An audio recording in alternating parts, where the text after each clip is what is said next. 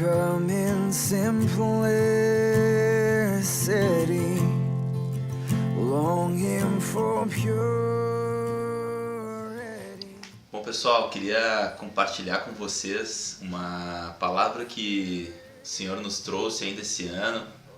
Eu tive a oportunidade de compartilhar com vocês no encontro de jovens e a ideia aqui é relembrar os principais pontos, aquilo que Deus falou.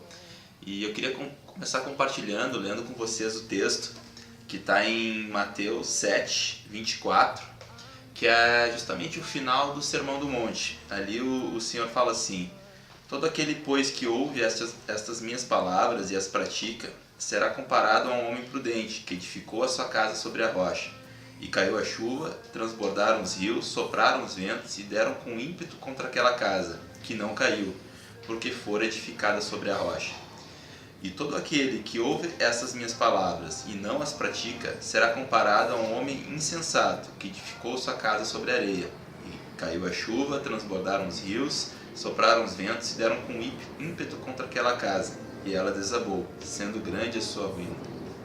Bom, o que eu queria lembrar com vocês é que antes de o Senhor Jesus finalizar com esse texto, que é o final do Sermão do Monte, ele traz, durante os capítulos 5, 6 e 7, uma série de orientações práticas para a nossa vida como discípulos. Eu queria lembrar com vocês dois pontos que Deus falou muito comigo. Um deles fala sobre oração. O Senhor faz um convite à intimidade com Ele. A oração nada mais é do que tu ter intimidade com Deus, tu conhecer a Deus, estar próximo deles. Então eu queria reforçar esse ponto da intimidade que nós precisamos ter com Deus. Outro ponto importante que vai muito de encontro à nossa realidade como jovens é sobre a ansiedade, sobre o que está pela frente. Nós vivemos numa geração onde tudo é imediatista, nós temos que ter o melhor 3G, porque senão nós já estamos perdendo tempo com a internet. Nós temos que estar atualizados sobre tudo. E Deus nos chama a vivermos em paz, a vivermos descansados. E é uma prática que precisamos ter na nossa vida.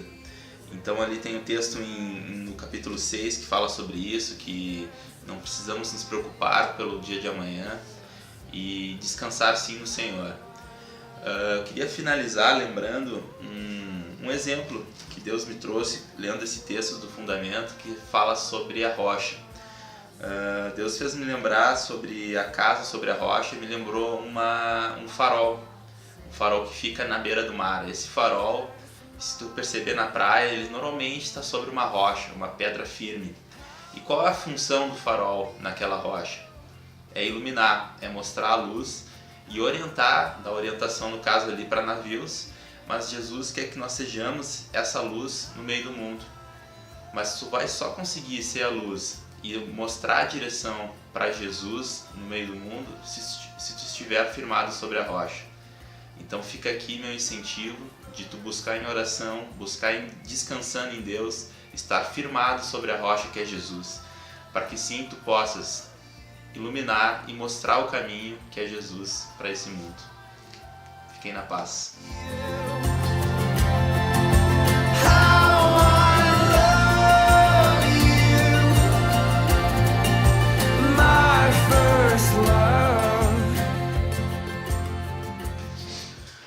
Irmãos, eu gostaria de lembrar algo que Deus tem falado muito com a igreja nos últimos tempos e que tivemos a oportunidade de compartilhar também com os irmãos, que é sobre a palavra de Deus, a importância de guardarmos e praticarmos essa palavra. E eu queria falar um pouquinho sobre a parábola do semeador. Não vamos ler tudo aqui, mas está lá em Lucas 8, do versículo 4 até o versículo 8, onde Jesus fala da semente, que é a palavra de Deus, a mensagem do reino, e ele coloca 4 tipos de terrenos. Um que foi semeado à beira do caminho, essa é aquela que o diabo arranca com muita facilidade. Tem a que foi semeado em terreno rochoso, aquela que não tem profundidade suficiente para que a palavra crie raiz. E depois temos aquela que foi semeada entre os espinhos, e nessa eu gostaria de chamar a atenção, porque eu vejo que essa é uma situação que muitos de nós muitas vezes nos encontramos. Eu vi isso na minha própria vida, porque hoje nós vivemos um tempo em que somos bombardeados e vivemos entre muitas atividades, muitas coisas, recebemos muitas informações, e os espinhos muitas vezes são coisas lícitas, mas que tomam o nosso tempo e tomam um lugar que muitas vezes é ilegítimo no nosso coração.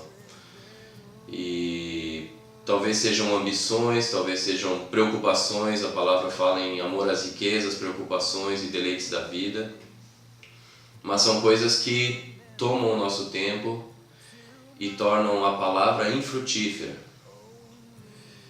E os espinhos muitas vezes nos impedem de ser o último terreno, que é aquele que frutifica, é aquele que recebe a palavra de bom e reto coração e frutifica.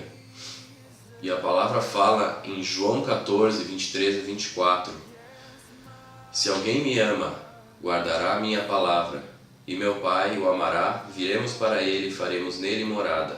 Quem não me ama, não guarda as minhas palavras, e a palavra que estáis ouvindo não é minha, mas do Pai que me enviou. Eu me dei conta que toda vez que eu preferia as coisas do mundo, ou mesmo quando me preocupava demais com as coisas a ponto de elas não permitirem que a palavra frutificasse em mim, eu na prática estava mostrando para o Senhor Jesus que eu não amava Ele. E a palavra fala lá em Tiago: tornai-vos, pois, praticantes da palavra, e não somente ouvintes, enganando-vos a vós mesmos. Está lá em Tiago 1, 22. Então, além de não amar esse Senhor Jesus, eu ainda estava enganando a mim mesmo. E é sempre importante lembrar que o Senhor Jesus provou o amor dele por nós de maneira inquestionável e definitiva. Nós vemos lá em Romanos 5:8: mas Deus prova o seu amor para conosco pelo fato de ter Cristo morrido por nós, sendo nós ainda pecadores. Nós éramos inimigos de Deus, e o Senhor Jesus entregou a vida dele por nós, sem saber se nós um dia aceitaríamos esse sacrifício ou não.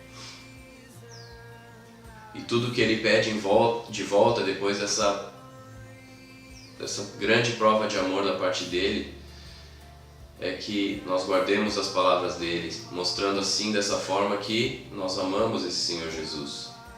Então, por que nós precisamos guardar a palavra do Senhor Jesus?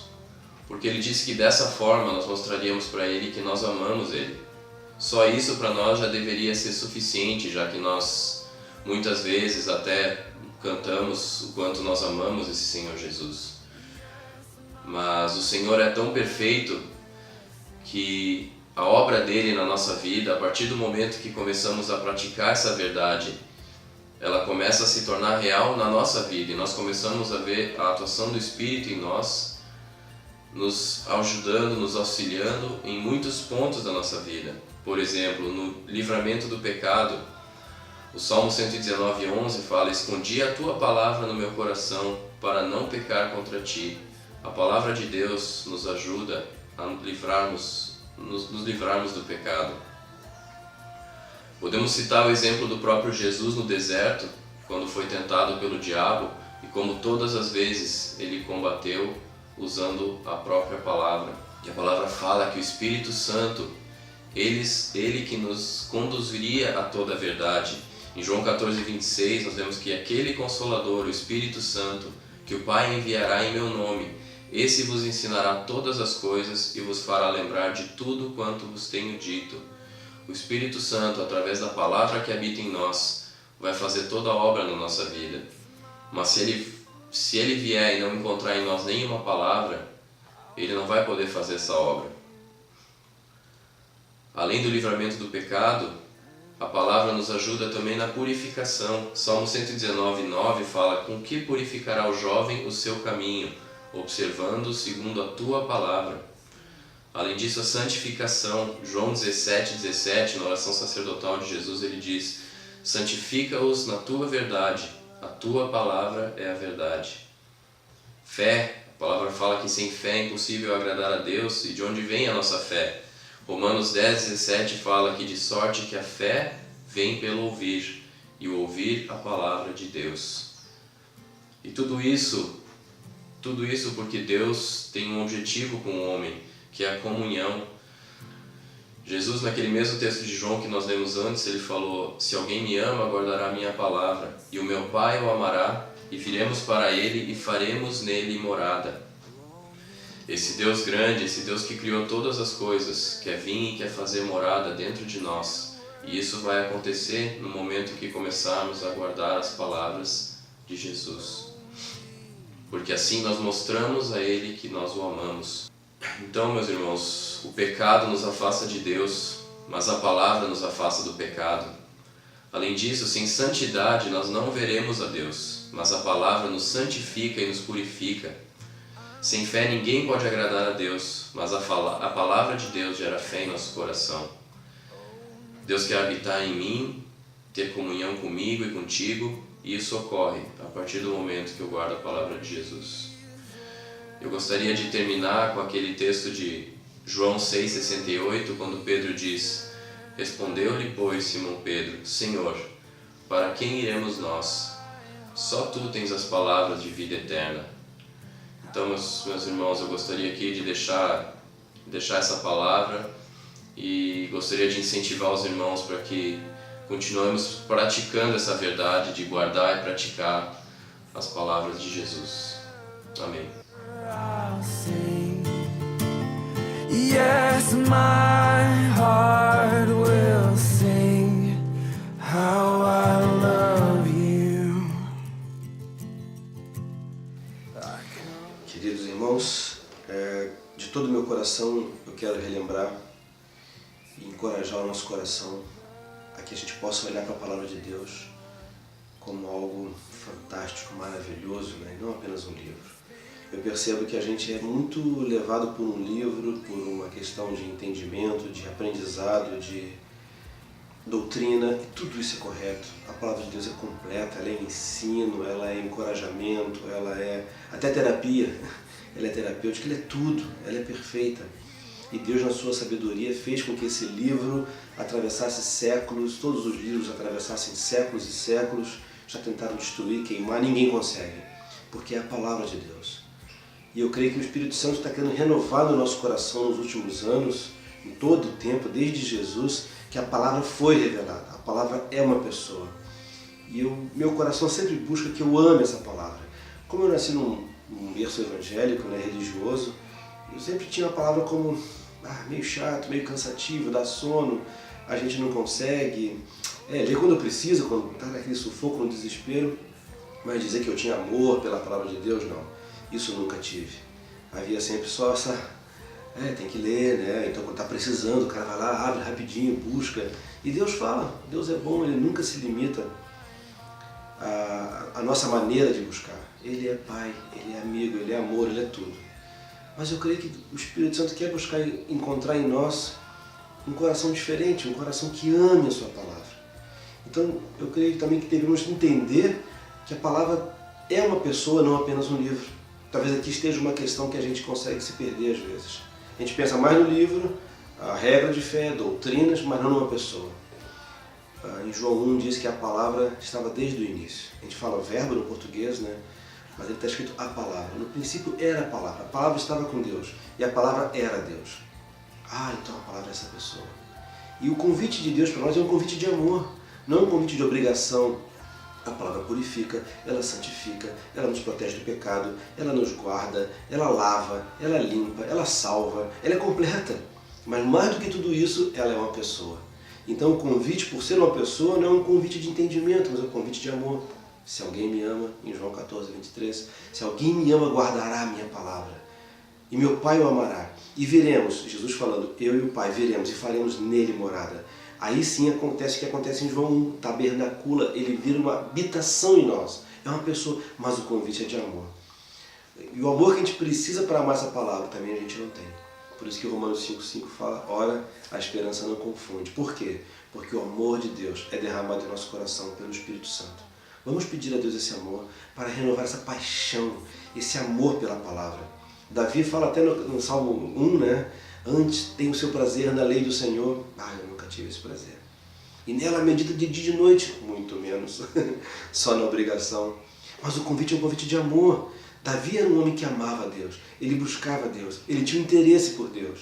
Ele amava os estatutos, ele amava a lei do Senhor. Ele dizia que era doce como mel. Isso é possível, porque é o Espírito Santo que gera isso em nós. E o Espírito Santo nos foi dado como penhor, pagamento adiantado, para que possa nos ajudar, encher nosso coração, nos dar vontade, gerar em nós. Mas ele não manda entender, estudar, nem teologar, ele manda só guardar, se encher, comer como uma comida gostosa. E aí o Espírito Santo, sim, ele que ensina, ele que faz a gente lembrar das coisas, ele que nos guia toda a verdade, porque ele já habita em nós. Eu creio que é um tempo de pedirmos ao Espírito Santo, então, Senhor, Espírito Santo, renova esse amor de Deus no meu coração. Eu preciso amar essa palavra, aceitar esse convite de amor. Se alguém me ama, é um convite de amor. Deus provou o seu amor por nós. Ele deu a vida do Filho dele. A nossa prova de amor é bem menor, é guardar a sua palavra, se encher da sua palavra, meditar, deixá-la transbordar de manhã, de tarde, de noite. Sermos homens e mulheres não cheios de um livro, mas cheios de Jesus, a palavra viva. Isso tem feito diferença na minha vida. E eu creio que esse é o propósito de Deus, habitar em nós. A palavra se tornar carne, tabernacular, habitar dentro de nós ricamente. E tudo o mais que nós precisamos vai ser gerado por essa presença da pessoa de Jesus e não apenas de uma teoria ou de um livro.